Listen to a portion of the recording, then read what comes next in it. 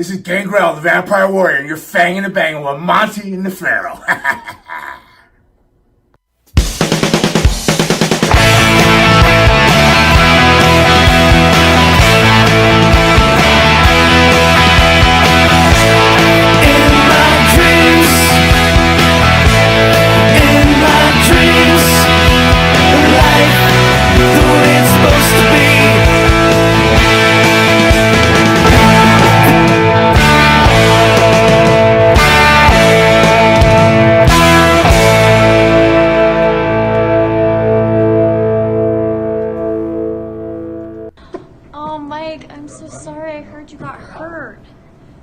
The best thing, if you're injured, is to grow up and be a man. Come on. All right, welcome to another special edition of Long Island's #1 pro wrestling broadcast. Monty and the Pharaoh, usually seen on Thursdays from 8:05 to 9 p.m. But we have a special guest in-house, and so we're going to do a little Saturday special. But first, let me introduce the star of the show. To my right is none other than Jimmy Pharaoh. Good afternoon. And then actually the star of the program, none other than Hall of Famer Scott Hall. Scott Hall, thank you for joining us. Hey, yo. All right. Thanks for having me. All right, so here's how it works. Pharaoh's just going to give you a little bit of a pop, and then we'll start hitting you with questions, and let's see where we can have some fun together. Well, I'll make it quick and brief. To be obvious here, we have the great Razor Ramon, a.k.a. Scott Hall, former AWA World Tag Team Champion, former United States Heavyweight Champion, former multiple-time Intercontinental Champion, of course, WWE Hall of Famer, and as far as I'm concerned, took part in one of the greatest matches ever, the ladder match at WrestleMania 10. Ladies and gentlemen, this is the great Scott Hall. All right, baby. All right. Thank you. So, Scott, where were you coming from today? I was just at Legends of the Ring in Monroe, New Jersey. Monroe, New Jersey. Yeah. How do we find Monroe, New Jersey? Bro, don't bother. It's a nothing happening little town. There's nothing near it. It's an old beat-up Ramada that they don't take care of. And I'm amazed that the fans tolerate those kind of conditions and they still turn out. God bless them. And they did turn out. They did. It was great turnout, you know. And, but to me, you got to treat the fans better. Yeah. Well, you come to the Northeast often. Do you enjoy coming to the Northeast? You're at home in Atlanta. I try to be smart about it, and you can't keep I won't be back at that place. You can't just keep coming to the same place. Although I got to admit, I'm so grateful and humbled by it. People will come up to you and have you sign the photo that you took with them last time. Sure. Like some of the fans up in this part of the country are educated and they're loyal, and people come to me and go, man, I really liked all that stuff you did on TV. And I go, thanks. I'm glad you enjoyed it. And I'm just doing it on purpose. Well, it's clear that your career has influenced many people. And a lot of people grew up watching you, and you made a difference in their life, right? Well, that's the cool part now. I'll never forget one time when I was underneath guy in WCW. And I think I was Gator Scott Hall or something they gave me. And I think I had my hair blonde. And I was walking through the airport behind Ric Flair. And this is late 80s, early 90s, and a grown man, like an army guy, a young GI, came up to him and went, holy cow, Ric Flair, man, I grew up watching you. And Ric's, gracious, takes a picture with the guy, signs autograph. And I'm walking behind Flair. I said, Flair, that's a grown man. I said, you know what that means? It means you're old. now I got grown men coming to me going, God bless you, thank you very much. Right. Sure. I tell you what, I was just with Rick in Liverpool, and bro, his line was huge. They did a big con in Liverpool, really well run, well done, and I remember when I broke in 1984, Ric Flair was the man. It's 2019. Ric Flair is still the man. Look at that. He's still the man. Look at that. Any thoughts on his current, battle with health? I saw him in Liverpool, and he looked great. Because I saw him prior to that, like at Raw 25 and stuff like that, and he looked thin, and he's got all these custom-made suits, and they were kind of hanging on. Here's the obvious. The thing is, he looked great in Liverpool. Does he still party or what? He is back to partying a little bit now. Okay. Yeah. Okay. I can't believe the shape you're in. It's none of my business, but you asked me, I'm telling you the truth. No, I'm just curious. I think he just drinks beer now. It's like how he... Just quite a bit of it. Perhaps not. Hey, I'm the last one to judge anybody on their habits. What are you doing to keep yourself in shape like this? How old are you right now? I'm 60. 60. Well, he Yeah, won't you're drink still regular Coke. We just found that out. It's part of his diet. In the words of Mickey Mantle, if I'd have known I was going to live this long, Yeah, I knew that was I'd coming. better care of myself. Right? Do you think? mean, when I heard the Mick say that, I went, he's so cool. Like, like people even gave him a liver, and they knew he was going to drink it to death. But it's Mickey Mantle. Yeah. Give him a liver. Yeah. And they did. Yeah. And he gave everyone a heads Somebody up on the way out, donated. too. Yeah. So, we've known about your ups and downs throughout your career. Really? Because I was keeping it a secret. Well, there you go. Those 12 rehab visits and, Don't tell anybody. all So, that recently, public drunkenness. Ashley Massaro passed away of suicide. Did you know Ashley? I never met her. Let me ask you, with your own experiences, have you ever been suicidal? And if you were, what drags you down I that think road? everybody who struggles with any kind of addiction, suicide is right there. Like, mental illness is real. It's not people feeling sorry for themselves. And Mauro Ranallo is a big advocate for that. And God bless him, he's real open about it and stuff. But I think because I was raised a Christian and my mom is a devout Catholic, that, to me, if I commit suicide, I'm going to hell. So hell has got to be worse than whatever I'm going through now. So I just try to kick out. I always try to kick out on two.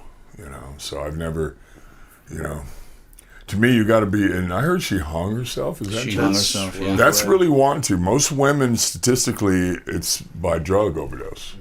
Like hanging yourself is really wanting to. And I'm always thinking, like, what if you, like, it doesn't happen, what if it doesn't happen right away? Well, that's like someone that might be on the edge, right? Because you hang yourself, it may not actually work, and then you could actually really put yourself in a bad situation. It's not guaranteed death, let me put it that way.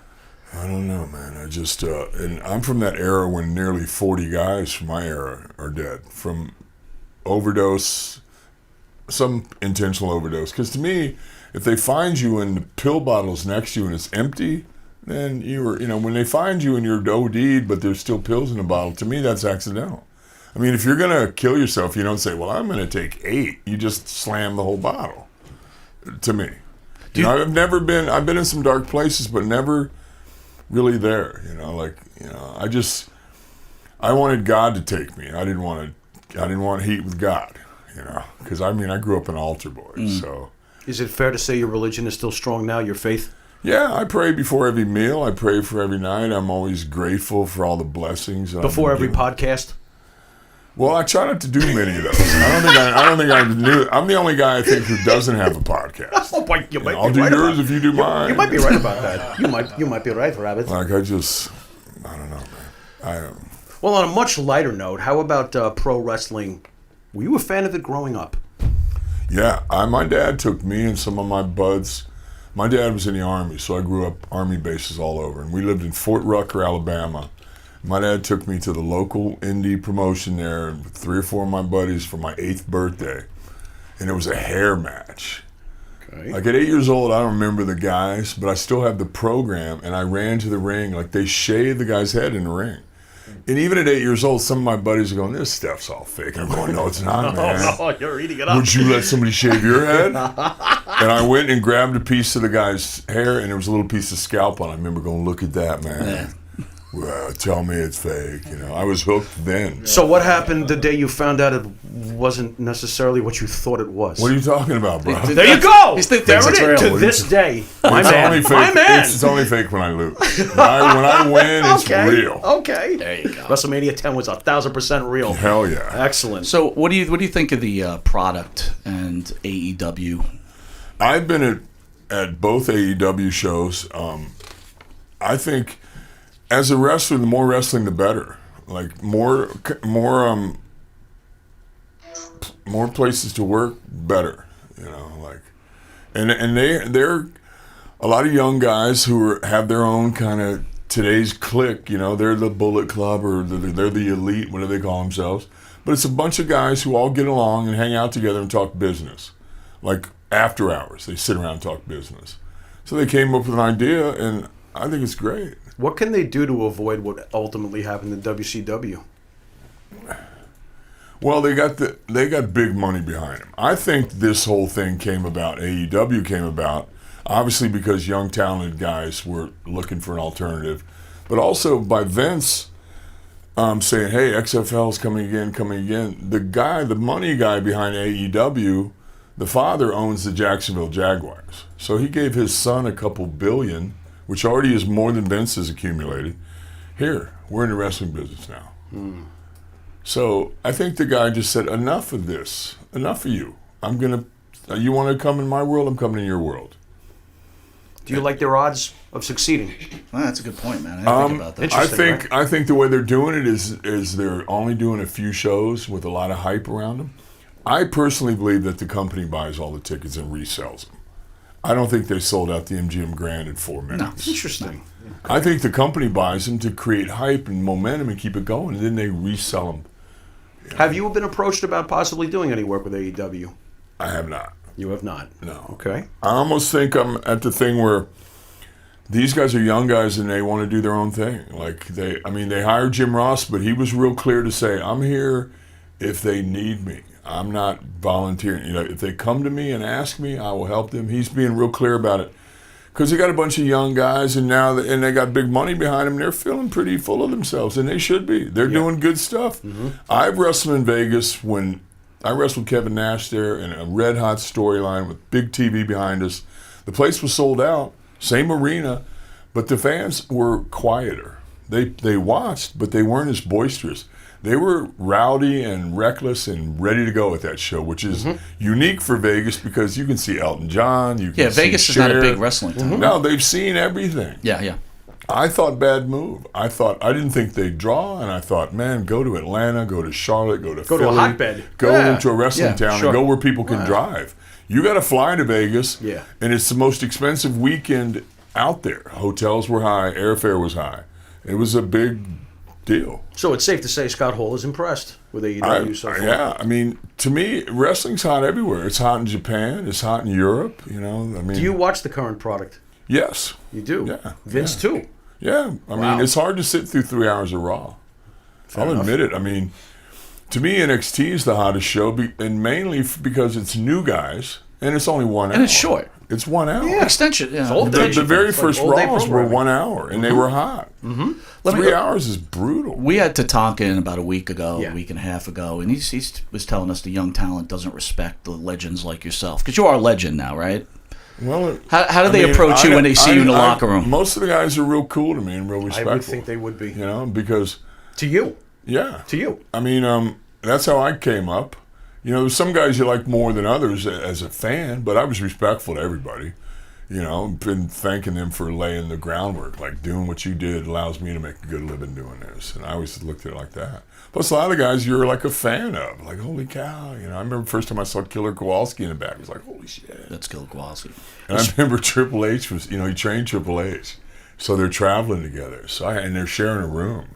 And I had to go, bro, does he sleep with that brutal wig on? and he went, and Paul went like, yeah. And I went, oh. I said, you can't say something to me? He goes, I don't know what to say. Like Paul was really shy then, and like, I don't know what to do. I said, bro, you'd be doing him a favor. Tell him it's brutal, But, it's really cool to see the old timers in the back and stuff. I mean, tell us how you broke into the biz. I had been lifting weights and trying to get big, because my goal was to be a pro wrestler. Trying? And I lived in Orlando, so... And I used to go to some of the shows in Orlando with my buddies and stand by the railing and go, like when different guys would walk by, like Billy Jack and stuff, guys would walk by, superstar Billy Graham, I walk by and I go, how do I look? They go, man, you look good. Like, I mean, Were you bigger than Graham? Well, at that time, I mean, and at his peak and me at my peak, I would say he was bigger. Okay. But he was taking a boatload of stuff and I was taking what the doctor gave me. But what was the doctor giving you? Well, back then in Florida, steroids were legal. Yeah. So I was 292 before I ever took anything. Really? I was really lucky. The guys who schooled me and the guys that I lived with, in the gym, you'd see guys growing up and getting bigger, and I'd be going like, wow, like look at him. And there you could buy him in the gym. And I was going, and the guy trained me about 10 years older than me, and he went like, no, man. He goes, let's keep an eye on him. Easy come, easy go. Like you blow up, then you go off him and you shrink, and then you start feeling so horrible you don't train at all. You don't even go to the gym. Well, there's a difference between Scott Hall and the AWA. I mean, you were super jacked then. Right. And when you come to the WWE, I assume you're still juicing, right? No, they drug tested. So you just stopped? Yeah. But you're still a big guy. It's still held I mean, on. the whole thing is, to me, I was about 280, 285 in the AWA. I'm 260, but as long as everybody's off the gas, the big guys are still the big guys. I mean, it's still 6'6". So tell us how you break in. Okay, you've gotten big enough now. So how, now I how does this go to happen? shows and I stand there, and I got involved in a really traumatic. I was working at a strip club in Orlando and got involved in a shooting there, and so to me it was like, okay, like this is evil. I can't be here anymore. And I've been talking about this wrestling thing. I moved to Tampa. I didn't know anybody, but I knew wrestling was there somewhere, and I just went looking for wrestling. I joined 5 gyms in Tampa to find out where the wrestlers worked out. Then I finally found out, and then slowly. I remember Who gave you the break? Like the first this contact I way. had with anybody in wrestling was I was in a Publix grocery store. I'm looking at steaks, and Barry Windham walked up next Barry to me. Windham. And Barry's looking at steaks, and I remember going, I said, wow, I did the old I don't want to bother you thing, but I'm a big fan, and Barry Windham. And I'm a big dude. And at that time in Tampa, they had college football. They had the USFL, the Tampa Bay Bandits, they had Tampa Bay Buccaneers, and then they had pro wrestlers. There was a lot of big muscle heads in Tampa at that time. And he goes, man, what do you do for a living? I said, man, I'm trying to get into your business. And I was working out with a famous Japanese wrestler, Hiro Matsuda. And he trained Hulk, Paul Orndorff, Lex Luger, and I. And he said, oh, F Hiro, he'll just have you doing Hindu squats all around the building, which was true. Hiro has the record for doing 10,000 Hindu squats. It's like just free body weight squats without stopping. Oh my God. So he said, you know where the Sportatorium is? And I'm going, yeah, I'm there every Wednesday watching you guys tape TV. He goes, meet me there tomorrow at like 11 o'clock. And I was there at 10. So I said, man, Barry Windham's got to drive to Miami tonight. He ain't coming down here. He showed up and brought Mike Rotunda with him. The first bump I ever took in a wrestling was I laid flat in the ring, and they grabbed me around the shoulders and around the knees and lifted me up to waist high and dropped me. And then I bumped Barry while Mike watched. Then I would bump Mike while Barry watched. I'm slamming these major stars. And I'm a career ender, bro. I've never touched anybody. I've been doing Hindu squats and push-ups. And that was my first introduction. Back then, I didn't know that everybody knew everybody. Like, I didn't know all the boys knew each other's stuff. So they, Barry was like, yeah, we saw this big kid in the gym and this and that. And then Dusty was the boss. And next thing you know, you go from being on the outside to being in. Like, they started giving me tickets to the shows. Instead of buying them, they were giving them to me. And then I was allowed to come in the locker room, which is like, whoa, Nice. Yeah. So what were you doing on the side, working as I was a bouncing bouncer? at a country bar in Tampa. And that was enough money It to was called the Dallas Bull Lounge. Nice. Like Dusty and the boys would come in here and sing on stage after shows and stuff. How often do you get laid from the strippers on that list? I always learned, like, you don't shit where you eat. Like, Okay. I never banged girls from the club I worked in. There was other clubs in town. Because if it doesn't work out and then you got to work at that same club with that girl, it's not. It's good. not Yeah, easy. but would the bouncers from the other club be cool with you coming in? Hey, it's that bouncer from the other club. Well, yeah, because they're coming in our Oh, clubs. so you and I'm guys going, just hey, swap you- it. No, because Oh, that's cool. well, all the guys knew, don't do it where you Get work, them man. over here. Woodstock bouncers. Don't This do is- it where you work because Okay. because if it doesn't work out, you still got to see her Nice, every day. nice. Well, let me ask you about your debut in NWA Florida and your program with Dusty Rhodes. Some memories of working with Dusty in the beginning? Well, the thing is, Dusty left Florida and took the job in Charlotte Okay. before I ever had a match. Okay. So he was going to make me and Danny Spivey we were the American Starship, and we were going to be his Road Warriors. And it probably would have worked had Dusty stayed in Florida because Dusty's smart. Yeah. But, Bory Funk had killed Charlotte off, so then they switched roles. Dory took Florida and killed it, and Dusty went to Charlotte and resurrected it. But at this time, Coyote Starship? I'm processing this name 30 plus At years this later. time, it's the territory's coming up, and when when I work, I make $600 a match. Like, it's great money, but I'm too green to work, and I'm too big to beat. So it was kind of brutal, But they took care of me. The Jim Crockett owned the Charlotte Orioles, the AA ball team, and I had a job working on the grounds crew, $300 a week. But I made it. It was 84, 85. I could live off 300 a week. Did you know you were going to make it, though? Did you feel that momentum? Or did you feel like, this could be a mistake? Well, I remember looking at guys who were over and going, I think I can do that. Like, I would go sit and watch the guys do interview, and I was thinking, I think You had confidence. Was there a guy that was over that you were scratching your head like, I don't even know how this guy's making cash right now? No, because at that time, most of the guys who were over, like, they deserved it. I mean, I was there when the Horsemen were red hot. Yeah. And I'll never forget, because I just saw Tully in Las Vegas. And, like, now the WWE is so politically correct, I doubt that this kind of exchange goes on anymore. But I found it really valuable to me. Like, I was on about the second match, and Tully came out and said, "Hey, kid, come here." He said, "That one thing you did, that was really good. That other thing, that was good. Keep doing that." He goes, "That other stuff, that was effing horrible. Don't ever do that again." And then he started to walk away. Then he turned back around. He goes, "Look, don't get it twisted. Not like I care. I just don't want you killing the crowd off before we go out." Nice. There you go. But I never forgot that. Anybody you pattern yourself after coming up in the business? Like, I want to be like this wrestler or that wrestler? I always thought it was important to learn how to be able to wrestle. You know, like I worked in Japan a lot before I had any success in the U.S. And over there, you can't talk to the guys. And you don't have to. I mean, you may send one or two spots over with the translator. And you'll find out that if it's something where you come out on top, they don't understand. When it's them going over, they get it the first time, you know. But I just thought it was important to be able to chain wrestle because then you don't have to talk it. If you put me in a hold and I can reverse it, I'm going to reverse it. Right. And then you cut me off. And good luck holding me down because I'm not going to lay there. You know, I think I liked it when everything wasn't so scripted. Like, if you're so good, prove it, bro, because I'm going to display your ability or lack of ability, but do it in 3, 2, 1. You know, I like it being real competitive. I mean, I was the reason, by me leaving the WWE when I did, now everybody gets guaranteed money, everybody gets guaranteed schedule, like reduced schedule. They also have a non-compete thing of 90 days because I jumped and went, you know, the next day. But changed everything. They, I don't know, like people say thank you to me for it, and I say you're welcome, you know.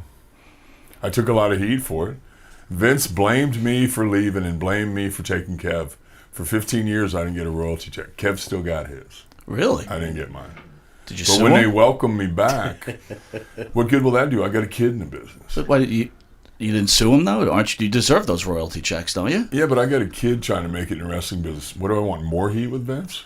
Okay. I hear that. All right. And How is Cody? Can I ask? He's doing great. He just left Noah, where he was living in Japan for nearly 4 years. I took him to... Shake off the injury bug because he got hit with it really bad. Yeah, for he a got while. hit. He caught one of those young bucks who jumped off a balcony. It was bad. Off a balcony, not the top rope. Off a Yeah. effing balcony. I told Cody, Did you know he was said, going to Cody, do that most spot? guys- I was no, like, I no, don't would've- I do that would've- spot. I would have killed that. I would have told him, F no. And the thing is, there was a bunch of guys around, but Cody's 6'8". He's huge. And everybody else moves, and he catches a guy. So... I hope Vince is aware of him. I think he to has the huge Young Bucks' potential. credit, they stayed with him in the hospital and called me. Okay. Because I find out he's hurt, and I'm going nuts. Yeah. And I'm DMing New Japan, going, contact me ASAP. Oh yeah. So Tiger This is Hattori serious. did, and I said, "What's going on?" And he said, "No, he's in the hospital." And what was his injuries? If you could tell the home. No, audience? he hurt his neck and ended up. Then he came back to Atlanta, and I've suffered some, spine damage and nerve loss and stuff. So. Because I didn't get the surgery right away because nobody was doing this surgery back then. So it put me in a tough spot. Like, you're a grown man. I can't make this call for you. So he decided to return to Japan and have the surgery there and wrote out his time with New Japan. But now they're like, when you get hurt, the bosses get mad at you. Like, all of a sudden you're hurt. We're mad at you. So he went to Noah, and now he's in the UK. He's got the strap off some German company. He's their champ. He's got the strap. There's a lot of companies in the UK. He's got 2 belts. He's been there like a month. Because you either push a guy or you don't push him. And he's a big monster in a business full of little guys. He's huge. I saw him. I took him out to dinner in Liverpool. He's 6'8", about 310. And he's just turned 28 yesterday. So, and we mature slow in our family. So he's going to be a whopper. And people ask me about NXT and stuff like that. I go, NXT ain't going anywhere. I say, show me who they produced. Yeah. Like, they're trying to produce Lars Sullivan. He's not cooperating very much. But I mean, I'm thinking, the better you are when you get there, the better you do. Everybody who's been through there's been successful had a long indie career and knew what they were doing when they got there. They haven't made anybody. Well, let me ask you this: when you were in the AWA, was it really the WWE? Was that the pinnacle? People just say that because they're the only game in town now. Like, Well, you see these guys are like, oh, when you got to New York, that's when you know you made it. And I'm not so Well, sure if that's the truth. Well, it was clearly a better product, and working for Vern, and Vern was good to me and paid me good and gave me national TV exposure. But Vern was fascinated by characters and gimmicks, but he never created one. Like, he loved the Crusher and the Bruiser. He loved Mad Dog Vachon, Bockwinkel. Baron Von Roski. He loved those gimmicks, but he didn't create them. Oh, Everybody right. else went by their real name and was a Bockwinkel, wrestler. right. And I didn't. To me, I grew up in Florida watching Dusty, and I liked that Southern style and that, and I thought that was better. So when the belt was coming my way in the AWA, and I told Vern, I'm leaving, man. Don't put it on me. Wow. I don't want to be captain of a sinking ship. So you knew it was sinking. I knew enough to say, well, I remember because I was around the Freebirds, and we were in Chicago one time, and it was almost sold out. Michael Hayes looked at the crowd and said, man, this place is dying. We're out of here. Smart. Yeah, Michael Hayes is a genius. He's still got a job. Let me ask you about Kurt Hennig. You tag team with him. I think he helps you become a better wrestler. Oh, certainly. Did he have the drug problems back then, or was that something he gained as he got older? I never took a pill till I was around Kurt. I'd smoked a little bit of weed, and back then, I was still using steroids. And if you look at my wrestling improved during that time together, because we traveled together every day. Kurt drove every mile. Just like with Kev, some guys like to drive. It's cool with me because I like sitting in the passengers. And look at his body by the time he became Mr. Perfect. You can see the give and take in our relationships. But I always say that Kurt was the most unselfish guy I've ever been around. Like, there was no guaranteed money. We're both baby faces. He's competing basically for the same spot. But his job is to make me look good. And he does it without any ego. And then get in a car with me and talk to him about, remember when that happened? What were you thinking? Because this is how it looked. You should do this, that. And and we would always sing that song, New York, New York, New York was everybody's dream because they were blowing away. They were so hip. The TV was so cool. And Vince was the first guy to shoot in big stadiums and show it that way. Right. Big arenas. Back then, they filmed in studios with 2 or 3 rows of folding metal chairs and the walls painted black. And everybody was cool with that until you see the alternative. Yeah. And that looks like big time. Oh, yeah. And it was. And it was. It was. How much did working with Kurt influence your style, just in general? Well, like I said, Kurt was a wrestler. He could wrestle. You don't have to call stuff to him because he's going to trade holds with you. And it's true that Vern wanted to give you Hogan's push, basically, but you were like, no thanks. Yeah, I went. I could see the houses going down, and I see the belt coming my way, and I'm not a very good worker, but I'm not stupid. And I'm going, I can see this happening. I'm going to get the belt, and then all these. Back then, there wasn't a lot of internet stuff, but there was dirt sheets. I said, all these dirt sheet guys who hate me anyway are now to go. Well, they gave Hall the belt and killed the territory. Oh, okay. And see, I'm glad I didn't get that big push as Scott Hall because that wasn't who I ended up being more successful as. Like where I struggled in the AWA is I was Scott Hall in the grocery store, but I was Scott Hall in the ring. So until I had this character, this Scarface Razor Ramon guy that I could step into, like no matter how I might be going through a divorce and my kids don't talk to me but I stepped through that curtain. How you doing? Better than you? Yeah, you're right. Yeah.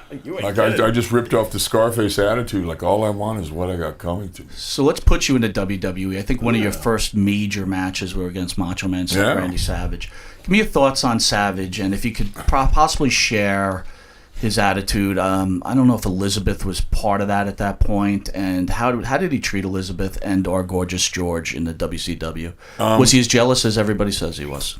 I have heard stories about Mach, and they even put out, his family even endorsed the DVD they put out where they talked about how crazy he was. Right. Like locking her in the condo going, here's 21 TV dinners, I'll be back in a week.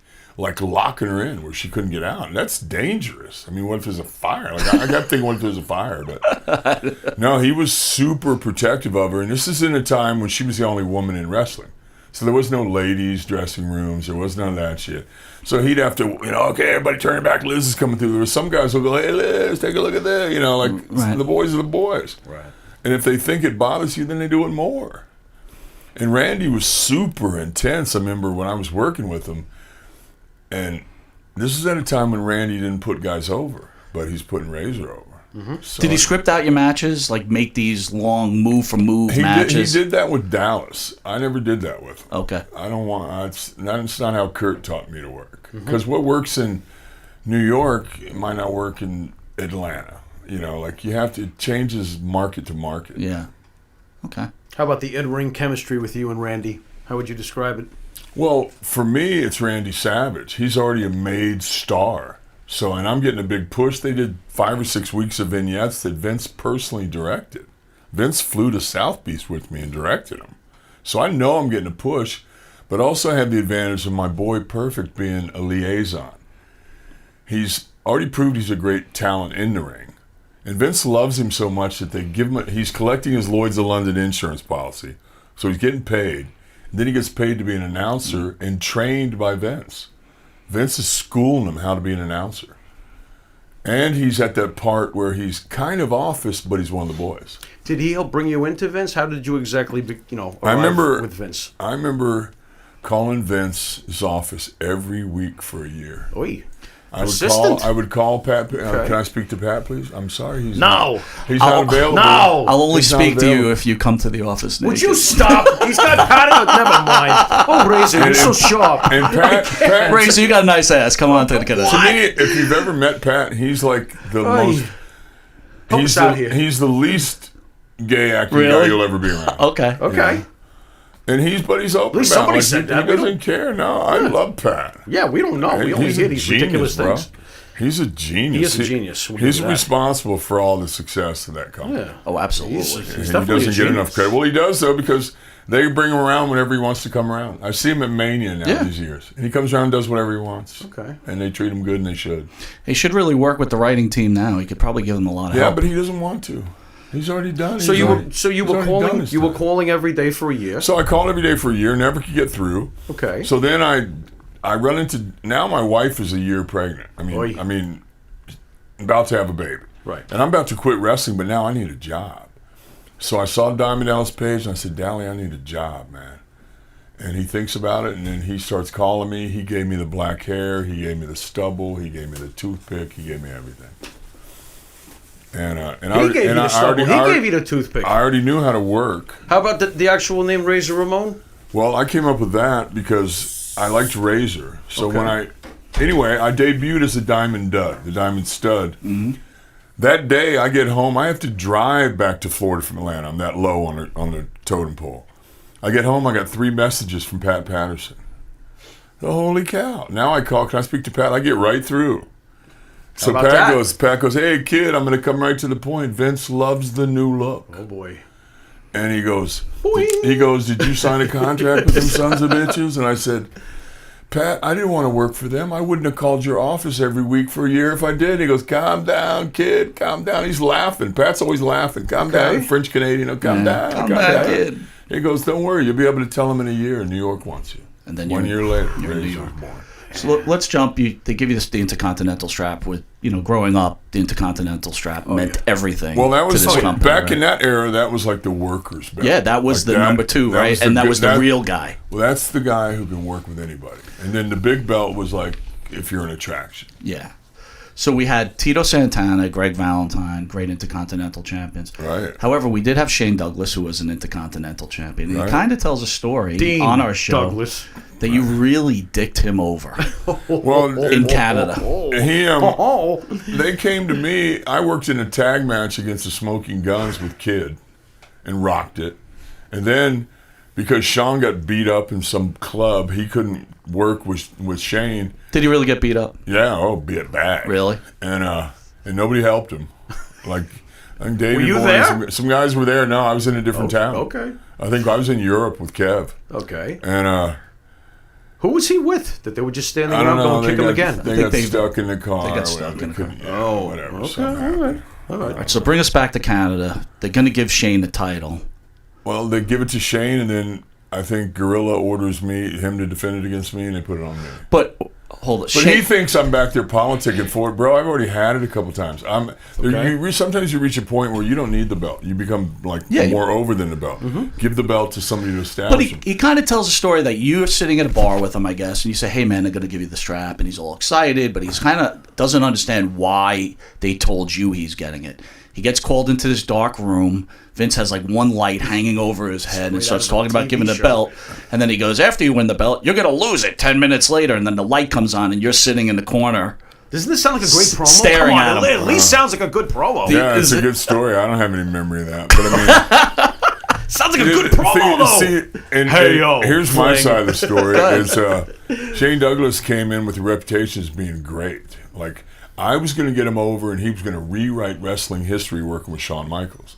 Except he's little, but he's slow, and he's heavy, and he's not that athletic, and he's not that good a talker. That Dean gimmick wasn't his fault. That was put on him, but that was horrible. Yeah. Agreed. I mean, I think, he was given the opportunity. He didn't deliver the goods, and he's bitter about it.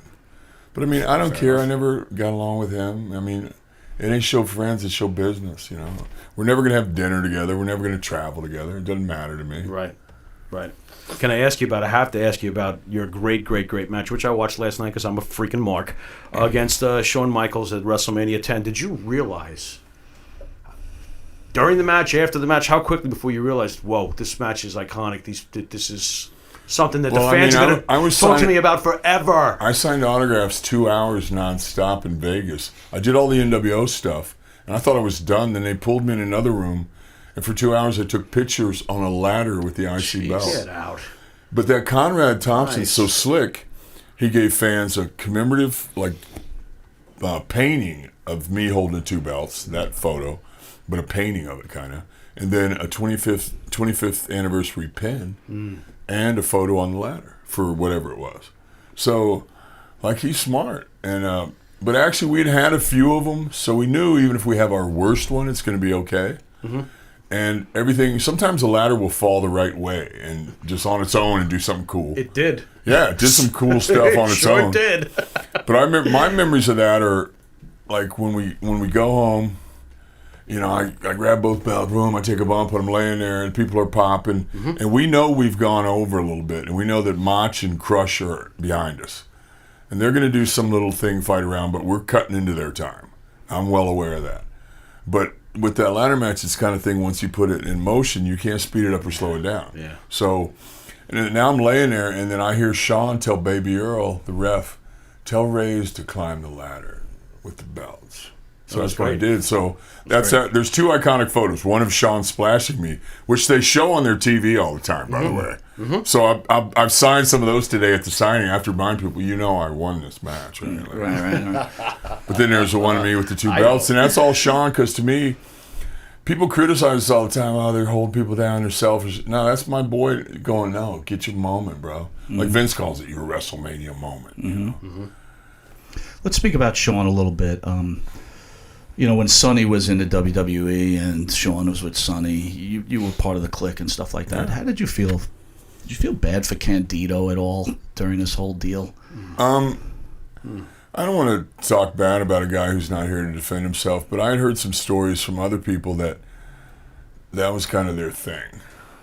Like he was aware of what was going on. Okay. That was something between them or whatever, Do you ever hook up with any of the women back in the locker room? No, it was the same kind of thing, that Same strip club theory as the mentality. club, Like, what are you going to do? Like, then what if it doesn't work out and you got to see her every Then you got day? to see her every day. There was plenty of other girls then. There was other girls. How often did you get laid hanging out with the boys every night? Every night. Well, I mean, there was you're just like, nah. There was a thing that Sean and I kind of prided ourselves on, is like, we never had to go anywhere. Did you have contests? Because 3, the girls 4, would come 7? to the hotel bar. Yeah. We never had to go out. Right. The fans would come to the hotel bar. But me and Sean had this thing where we would just sit alone in the corner and get really wasted, because we may be getting hammered, but at least we're not cheating on our old ladies, because some of these guys are doing both. Yeah. And then I'm not going to lie to you, you're on the road 30, 40 days in a row, bro, you cave.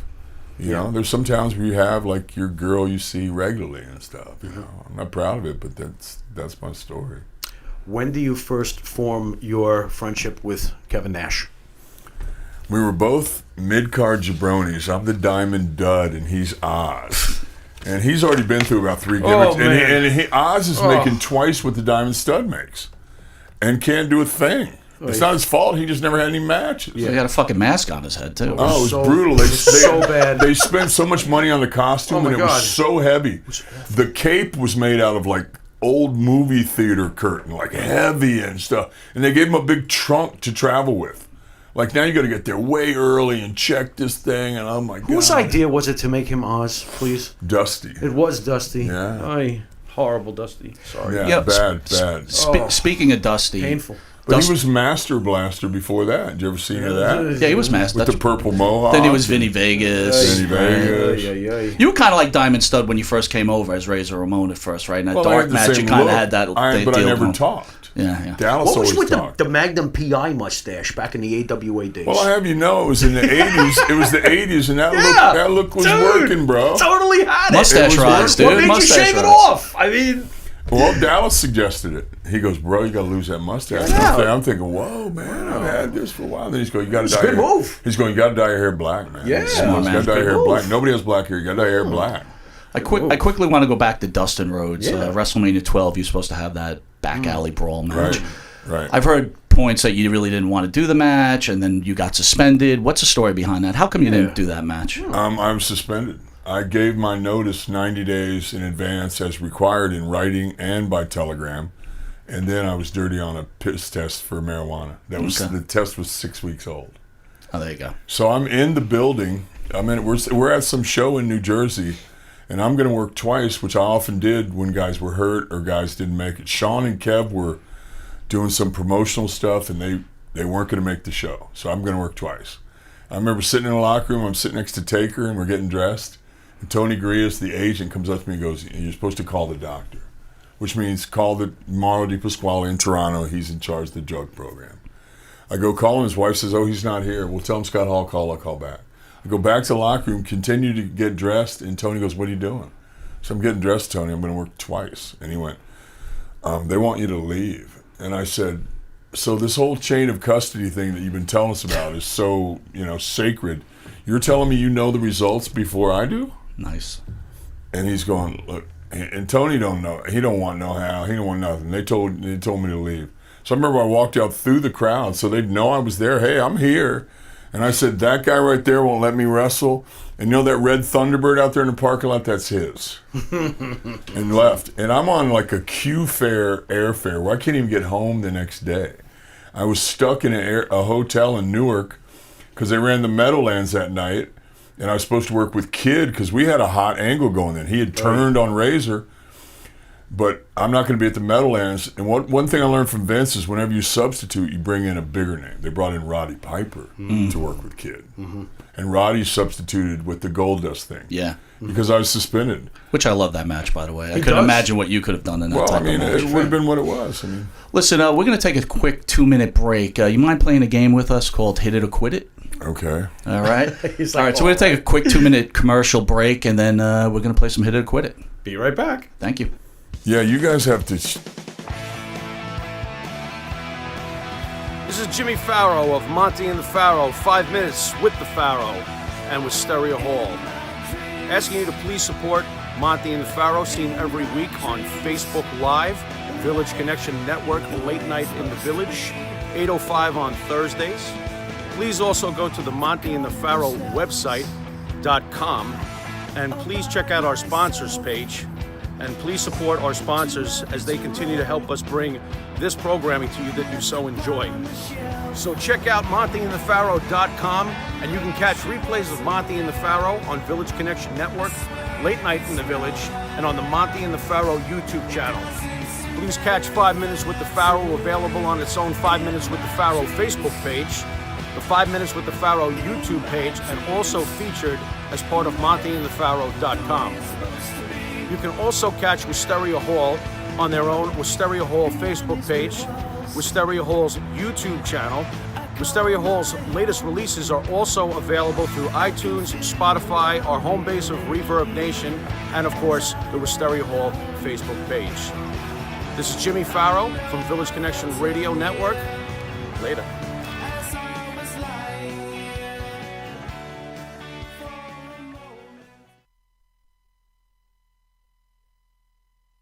You ready to roll? No. Jim, you're kind of tall. Am I on camera? Do you even see my face? You're really tall. No, that's the strong thing. Hey. Hold on, let me bring. Minga. Too tall, bro. All right, explain the game. All right, so we are going to play a game called Hit It or Quit It, where we'll be showing you WWE superstars and some other people, and you're just going to give us an answer whether you'd hit it or quit it. You know. Are you ready, Mr. Scott Hall? Okay. Well, no thanks. Yeah. She's like fugly and stuff. Whenever you're ready to go. You got to explain it to Good? the audience at home. They've watched it enough. They've seen it. Again. You ready to roll? Okay. Scott. Yes. Whoops. Let's get this back after I just screwed this up already. Why, hello out there. All right. Miss Alexa Bliss from the WWE. Hit it or quit it. Hit it. Why? Logical. Why? I mean, gorgeous young. I'm 60. She's gorgeous young girl in her 20s. 60. You're I mean, barely 60. Can you not see the photo, bro? Stop dating yourself. You just Hey, look, turned 60. I've got to ask. Ay, Mandy Rose, for God's WWE sakes. superstar. This is a no-brainer. I mean, let's see, gorgeous young girl in a thong, a 60-year-old guy. Like, yeah, I'll hit it. Well, you don't like I sense a pattern. you don't like the shit where you eat, though. Oh my! Yeah, well, that's wait a Yeah, minute. Scott, by the way, they're they really- wrestlers. they You're not really supposed should- to they poop where really- you Yeah, eat. but I'm not currently on the active roster. They really should put you on the writing team. I wish they would. All right, how about this one then? Hit Nia it. Jax. Hit it. You're hitting it. Yeah. Oh, yeah. Explain this one, bro. Please explain this. No, she's cool, man. You ever met her? She's No, cool. I've never met her. I'm not Like, Scott Hall. to me, like, sometimes personality goes a long way, man. Oh, Damn, look okay. at Did you ever see Wow, he's pictures of her deep. when she was young? Yeah, gorgeous. Yes. She used to be Yes, hot as I hell. agree. So I there's agree. still that hottie inside there. Interesting. Nice. Okay, very Nice good. answer, Very Scott. good. I'm impressed. All right, What? Oh, I know who this is. Brock's girl. I don't know if he's going to answer this. Brock will get mad. Sable. I knew her. I was close friends with her first husband, Mark Marrow. Okay. So I was around her a lot, and yeah, she's a very attractive lady. I mean, but she's spoken for. Scott, here's a question So he's for you. quitting it. He's quitting I this quit one. that. This If guy you- has if you- morals, if man. you- Yeah, if- she's. I wow. mean, I consider Brock a buddy. You know, I mean, you I'm not go. going to talk smack about There you his go. wife. So no, but Fair enough. Marrow talks about when he finds out that she's cheating on him, right? That he finds out it's Lesnar, and all of a sudden he doesn't feel like he really wants to deal with that. So Oh, I didn't know that it was a cheat situation. It's none of my business. There you go. Okay. What do you got? All right, how about your girl Oh, Sunny? Oh, No thanks.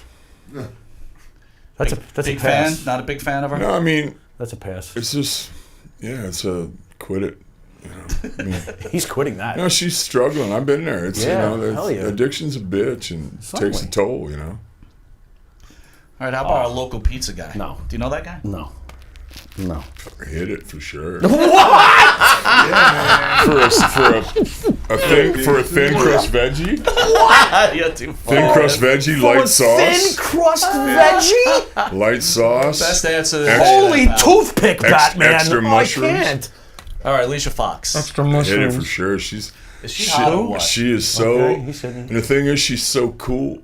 You know, like. Why isn't she getting a push? What's the deal with that? Yeah, what's going on? Well, she doesn't help herself much. She, I mean, like I was talking to Liv Tyler the other day. Like we were messaging back and forth, and I said, because they broke her off from that group she was with, and she's on her own now. I said, listen, both your partners work strong, then you come in and everybody gets everything on you. I said, you got to change that. You got to have some moves and do them all the time. Start doing it. Do it now. You know, and I think that's Alicia's problem too. She doesn't have a move set, and sometimes you have to be a little selfish. Like, no, I'm getting my stuff in first, then you do your stuff. Like, I don't know. Do they ever approach you about being part of the writing team and helping the talent? I mean, you've got a great mind for the business. How I've about been NXT told that with a lot. Sean? I would rather be there and work with the big guys. How about down in NXT Like, with no Sean? one's teaching. They got a few big guys down there now, and there's no big guys teaching them how to work. Yeah. All right, next up. Oh, What? Who's that? I have no idea. Local radio host. What are you thinking? Hit it for sure. Say hello to you. Wow, look at that. How come? I like brunettes. Really? Yeah, Looks red to me. big Next. eyebrows. It's a little scary. All right. Charlotte Flair. I know she's Flair's girl. but No, I'm that's just, mean. you know, I go so long with Rick. I've just got to say out of respect, like, quit it. You know? Yeah, that's cool. Yeah, you ain't touching I that go, one. I go way back with Rick. By the way, greatest woman wrestler in the history of I professional think so. wrestling. Right there? I think so. Easily. Yeah. Easily. How do you like the Nice. women's product right now? It's the women. A little overblown. In my era, little? there was only 1 or 2 women that wrestled. Now the women are a strong part of it, and even in my era, the women traditionally worked harder than the guys. Really now? Because they had heat. Like, man, you don't draw. Really? Nobody's here to see you. It's just like when the midgets come in. Man, nobody's here to see you. You're a novelty act. You're taking money out of my pocket, you know. And the girls will go out there and work harder. Would people dare give Moolah an attitude back in the day? I was never around Moolah. I That would was think before not. my time. Interesting. Okay. Kamala. What? Why on earth would he hit Gotta Kamala? throw What Kamala the in there. hell? Brother, I worked with Kamala, and when they were turning Razor, like after I'd been beat by Kid and he sold the money, so I was on like second, third matches were against Kamala, and he's a babyface. Great. And the people are chanting 1, 2, 3, and he would do this thing where he'd stick his hand out. And he'd go like that. And people go, no. I'd go like, you know, I'm just doing an opening match stuff. Like, shake my hand. People go, no. And he's looking at the people and he goes, Razor, I know you're going to kick me. I know you're going to kick me. And like, I mean, he's so talented. It's so sad what happened to him. And that diabetes, Yeah. a lot of people, man, a lot of it's diet related. And Yeah, if you're sure. not watching what you eat, that Everything's stuff will get a diet-related. hold of you. Listen, real quick, do you think Vince has a responsibility to taking care of the old professional wrestlers? I'm going to echo what Vince says and say no, because until they make a fundamental change, you're an independent contractor, and it's better for him that way. And if the lowest paid guy in the company is getting paid pretty good, it's kind of up to you to handle your money. You know, I mean, I don't. And until they change it, and I don't see it happening, it's going to be the way it is. So, adapt or get left You behind. still a millionaire? Yeah. So why do you do this? I like getting out of the house. Plus, I mean, it's not like I need the basic. money, but I want it. Yeah. I mean, why wouldn't you? and for me, people stand in line today 3 hours to tell me how cool I am and pay money. Darn. I'm available. Rats. What a rough life. Sign me up. I mean, and to get to travel, like I was just in Liverpool and I was in Las You Vegas still get to last sit in week. 3 hours of traffic. Yeah, coming to well, New there's York. always Yeah, that. this was brutal. I tried to get out of this. Yeah. Oh, we'll try. There it goes. There you go. Hit it for sure. Khan? What? Oh, yeah. She's a Khan? sweetheart. You're hitting Khan? Have you ever met her? She's What a the hell is sweetheart, going bro. she's a Look at you. sweetheart. You're I'm pretty so politically confused. correct, my friend. I didn't realize this. He's not being, I think he's being honest. What's She's not his a- point? no, she's not I a think he bad-looking would woman. hit it. What are you talking If you about? catch her on Look, a glow series, Look she's not. can they see on camera who's judging these women next to me? I ain't Like judging. girls are just lining up to be with you two. Right? Wait, so I get lumped in with you. Damn. That hook me up again. Oh Thanks. my god! Rock and roll. Like you're just turning down broads left and right. The guy who's not here. This is true. Get the hell out of here. Thanks, Scott. Unbelievable. Thanks for. Yeah, I'll I just- saw that line Right. of girls out there waiting for you, man. Oh, definitely hit this. She's a sweetheart. I can't put this thing. I'll just talk That's into Natalie it. Eva How you Marie. doing? She's a Did she have sweetheart. the goods? They really tried to push her. They tried, and I was really helping her because I liked her and I like her, Yeah. her, I guess, husband now. But he was a sweet guy, and I tried to help her. But she had that thing where she was getting pushed and she wasn't ready, and nothing will make people hate you more than that. Yeah. Like the other girls weren't helping her; they were working against her because she hasn't done anything. Look at she getting a big push. Dude, I'm going to you say know? it again. If you were writing and you were working with the talent, you can make a real difference. Unbelievable. What you're saying makes a lot of sense. Oh, well, I mean, All right, come on now. Look, Ruby I know Riott. I'm ugly, but come on. bro, have you seen that tight little body on her? I'd hit that for sure. Plus, she's Jesus Christ. she's cool, bro. I mean, like to me, personality. How long can you make love? You know, 55 minutes, an hour. You know, but then like 10 seconds. Yeah, but I mean, then what do you do? Hopefully, you got some jokes. 10 or you seconds? You want to watch a movie? You know, like I want to be able to. Holy I want to be able to limp hang noodle. out with them after. I you hear know? you. All right. And go out. Can't to even dinner hang out with them and stuff. before. It's already hanging and Tori coughing. Wilson Oh. She's really pretty, but doesn't do it for me. doesn't do it for you. No, I mean everybody has their type, and she's got a it. sweetheart, and she's smoking hot, and A-Rod and the whole deal. But just doesn't do it for me. I got you. I'm not saying I don't know her or any of that, but you're asking me, I'm telling you. You seem like a personality guy. Yeah, that's what I mean. Like it's easy to be hot. Now, do you have any personality? I'm going to bow out of this one too, just out of respect for Cody. You know, Very it's, good. obviously his wife's gorgeous, Gorgeous and lady. judging by my previous observations, like if you're young and gorgeous and willing, come on in. Unless I know your old man, I don't know. Oh, Best ass in wrestling. Come on now. smoking hot. The Yeah. This is smoking hot. Smoking. She's smoking hot. And cool. And cool. You get about this one, though. Well, that's, you know, I mean, that's my buddy's wife, you know. Gorgeous lady, though, right? She's beautiful and smart. Real quick, China, he's fooling around with Stephanie. Did you know that whole thing was going on? Yeah. And did he discuss it with you? It's none of my business. Like, I'm not going to ask you what you're doing. Like, live your life. You're Just young. live your life, do your You're a thing. young single guy, man. Are Date you who you nervous want. for him, though? Vince finds out. Not a little worried? He, at that time, he was becoming so valuable that he was willing to take his chances. Gotcha. You know? Cool. And he's a real smart guy. Very I mean, he smart was guy. designated driver for the clique because he didn't drink or do drugs. So we started getting vans going, here, you're driving. Was he supportive of you when you were going through your problems? Yeah, I paid for the first 5 rehabs myself. WWE wasn't giving me any royalties at the time, but they sent me to 6 rehabs. Oh. And these are $40,000 a pop rehabs.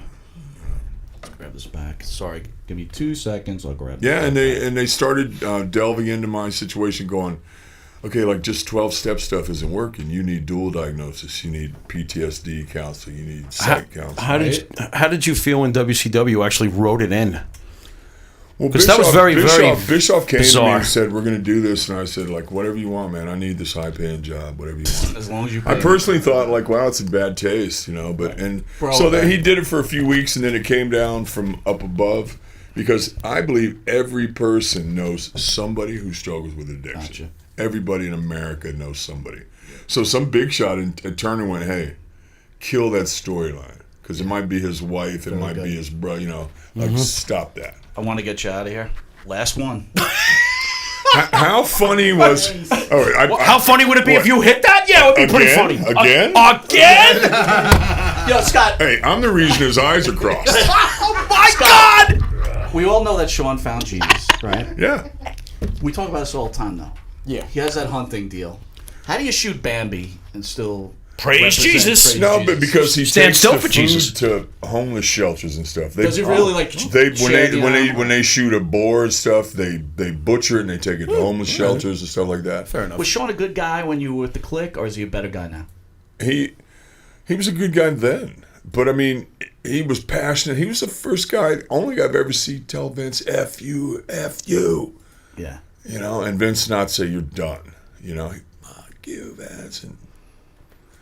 And how funny was it at the Hall of Fame when Hunter did the googly eye thing and he did the big that nose was thing? great. That was great. Because I remember, you know, I love you, Sean. But there was times when I was talking to a kid and I said, "What's with Sean's eye?" And he said, "I don't know. I think it's from looking through the scope all the time, like he was hunting all the Yeah, time." but he wasn't cross-eyed. I said, before, "I don't right? think it was that." And then I said, "Like, which eye do you look in?" You know, like, and so then because we're all not talking about it, but it's obvious. No one wanted to say anything. I thought it was so funny when they just came out with it, like You're pretty funny. like Triple H wearing the googly eyes and he wore the big nose thing, and I thought their segment was really entertaining. All right, so we're gonna get you out of here. NWO for the Hall of Fame. Well, Vince is really loyal to Hulk, and he should be, because without Hulk, there would be nothing. But Hulk got big heat on himself that lingers. So Vince is being real slick about it. They send him to Saudi Arabia, where they don't really care about that kind of stuff, and they're like behind the times. Mm-hmm. You know, they were asking for Yokozuna, Bam Bam Bigelow. They didn't know they were dead. Yeah, sure. And so they used him there. They used him I think, excellently at Mania, where he came out with Alexa Bliss, get that little pop, get that rub from her, she's over, then bounce. Don't go all the way down the aisle where people might go, wait a minute, and then before you know, boo, in and out, yay, boom, out you go. Gotcha. To me, NWO Hall of Fame, next year it's in Tampa. Hulk is governor of Florida. So if there's ever a market that's going to be favorable to him, This could be it. anytime soon, to me it'd be there. Good for you. And they already made a bunch of 2-time Hall of Famers. They did a bunch of guys this year. Yeah. Like Flair was the only one. Now Shawn, Booker T, a couple guys. So, because there's no way he's going to honor the NWO because he didn't create it. One last question. You're out the door. You regret not having the World Heavyweight title? People always ask me about that. And to me, I never have been a mark for myself. Like, I always thought, yeah, but if you look at whatever pay-per-view you're talking about, I was usually involved in some other capacity, tag match, U.S. thing, something. I always was featured.